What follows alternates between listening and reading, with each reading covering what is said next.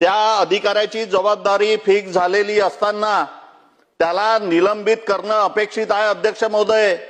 कारण 23 तारखेला ज्या वेळेस डीपीसीची मीटिंग झाली त्यावेळेस त्याची तक्रार सुद्धा करण्यात आली आणि 1 जुलै 2025चा अध्यक्ष महोदय मंत्री महोदय GR आहे की प्रसार माध्यमातून किंवा प्रिंट मीडियातून जर कुठली बातमी येत असेल त्याची दखल घेऊन त्या कृषी अधिकाऱ्यांनी तक्रार देऊन त्या ठिकाणी टीम पाठवून ते सोयाबीन कलेक्ट करून स्टॉप सेलचा ऑर्डर देऊन ते त्या ठिकाणी कारवाई करायला पाहिजे होती अध्यक्ष महोदय. ती कारवाई झाली नाही.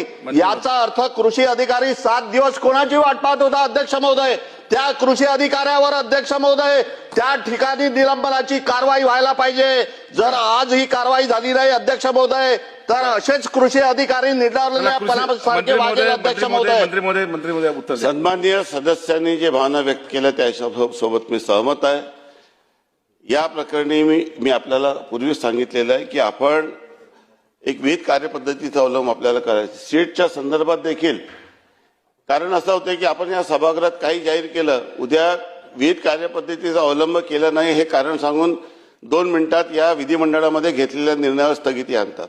त्यामुळे पुढील 10 दिवसामध्ये विहित कार्यपद्धतीचा अवलंब करून जे जबाबदार असेल त्याला निलंबित करण्यात.